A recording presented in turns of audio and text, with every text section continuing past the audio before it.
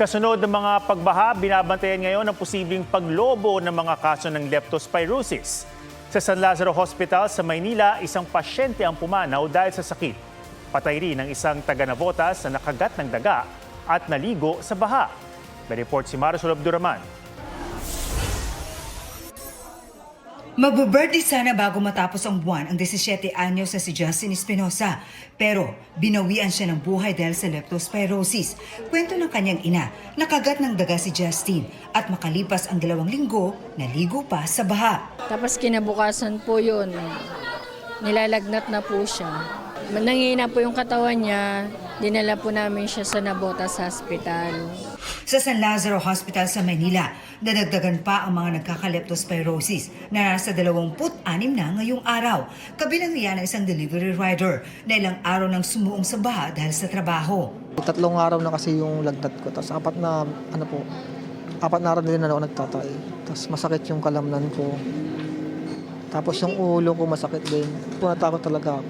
Ang batang ito, 3 araw na nakakonfine matapos maglaro sa baha.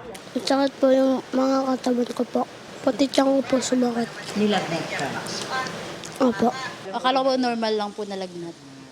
Kasi nag-deliryo po siya eh. Kagabi, isa sa mga pasyente sa San Lazaro ang pumanaw. Binuksan na ng San Lazaro Hospital ang Leptospirosis Express Lane nito.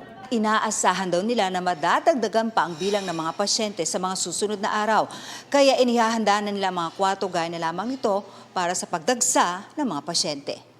Because ang incubation period ng leptospirosis ay mula as early as 2 days and as far as 30 days. Ang ayaw namin kung ang leptospirosis bacteria umabot na sa mga katawan ng tao tulad pag naabot sa kidney, naaapektuhan, hindi sila makaihi. Severe respiratory symptoms na kailangan na namin i-intubate na sila. Kaya kung may flu-like symptoms matapos lumusong sa baha, magpunta agad sa ospital. Kanina, ilang lugar pa rin sa Metro Manila ang nakaranas ng ulan, gaya sa Quezon City at Maynila. Sa Valenzuela, baha pa rin. Binaha pati isang simbahan doon. Wala tayong misa dahil nga sa lalim ng tubig.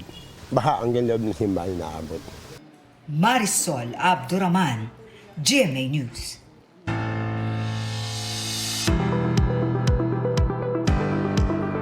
Kung hindi naiwasang lumusong sa baha nitong mga nakalipas na araw, narito ang tip-talk para iwas leptospirosis. Maghugas o maligo gamit ang malinis na tubig at sabon. Agad ding magpakonsulta sa pinakamalapit na health center. Kailangan kasi ng reseta para makakuha ng gamot kontra leptospirosis. Payo ng DOH, pinakamainam na pangontra sa sakit ang pag-iwas sa paglusong o sa baha o kaya'y pagsusuot ng bota at paglalagay ng waterproof bandage sa sugat.